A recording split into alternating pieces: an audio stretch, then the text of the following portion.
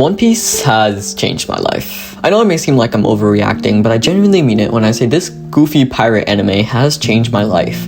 From picking me up from a pretty dark place to even allowing me to meet amazing people through this thing, One Piece has made my life infinitely better. So today let's talk about how exactly I got into One Piece, and how this man is responsible for one of the best things to ever happen to me.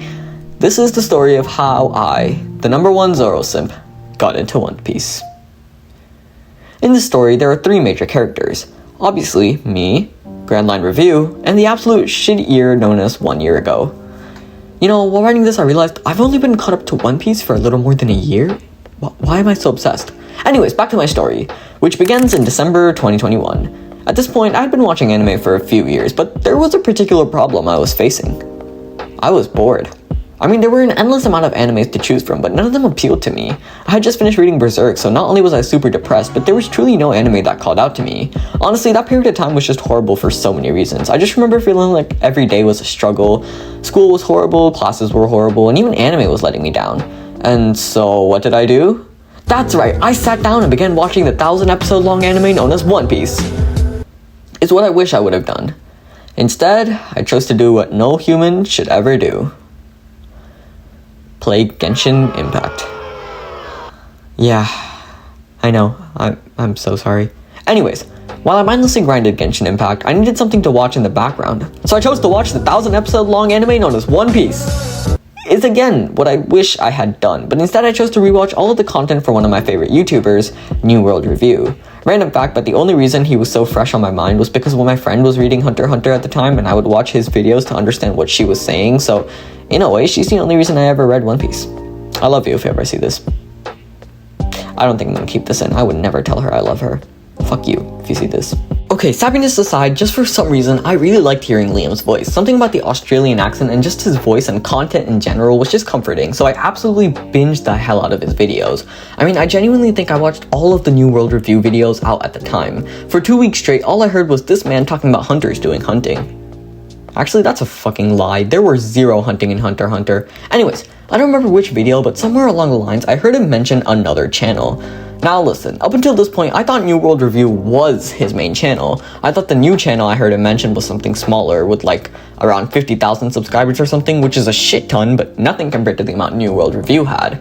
So I eagerly clicked on his other channel, trying to be one of his first subscribers to support him, when I saw he had 800,000 subscribers. This dude had 4 times the number of subscribers that New World Review had. I still remember this moment quite vividly. I remember absolutely freaking out when I realized that he had an entire other channel that was his main channel. So anyways, naturally, I watched almost every single video this man posted on Grandline Review. I had a lot of free time in retrospect. So yeah, before watching a single episode of One Piece, I knew about the donuts we made along the way. I knew about every single crew member. Hell, I even knew about Joy Boy in the Ancient Kingdom. After hours and hours of Grandline Review and still playing Genshin, unfortunately, I eventually realized that I pretty much knew everything about One Piece. All the major events, at least, the ones of importance. At the time, I realized that my addiction to Genshin was wearing off. Thank God it did, holy shit. I figured I needed something to do with my free time now that I stopped playing Genshin, so I began to watch One Piece because, well, why not? I mean, I knew enough about the show and I was pretty hyped for it anyways, but nothing, and I mean nothing could have prepared me for how hard I fell in love with the show. I shit you not, I spent 6 to 8 hours a day watching this show. It was a full-time job for me, especially since my school went back to online schooling for a bit because like half the school got sick. I had a lot of time, and I mean a lot of free time.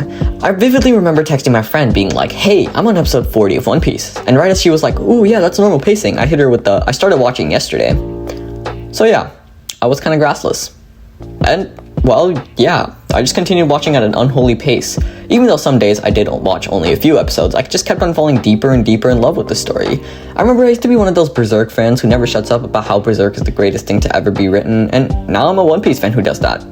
In other words, I'm just like every single One Piece fan ever. Praising Oda until you physically cannot anymore just comes with the job of being a One Piece fan. Regardless, by the time I got to Enies Lobby, One Piece had far surpassed Berserk as my favorite show. Honestly, even Skypiea, I could feel it creeping up to the #1 spot. I mean, I made so many funny stories and memories with this show. The countless nights I spent watching One Piece, the memories of me breaking down after Ace's death, and every single sad moment in general, all of it was just perfect. I caught up to One Piece in a month and 6 days later, on February 14th. Honestly, I think it was perfect timing. While a bit of it did feel rushed, I now get to say that I read weekly for the reveal of Gear 5, which made all of it so worth it. To be honest, One Piece has changed my life. It's helped me with so many things that I can't quite explain, and best of all, it led me to creating this. Making videos whenever I can and just talking to you guys in the comments is one of the best feelings in the world to me. I know this video wasn't funny like usual, and I'm sorry for all the sappiness, but I just genuinely love you guys. I appreciate all of you, truly. Thank you for 500 subscribers. So I know, but if we ever hit 1,000 subscribers, expect a video essay on Zoro's chest. But for real, One Piece has changed my life, and to be honest, I'm curious on how it's changed your life, so you guys should let me know. Anyways, thanks for watching if you made it this far. Overall though, that's it for me. Thank you.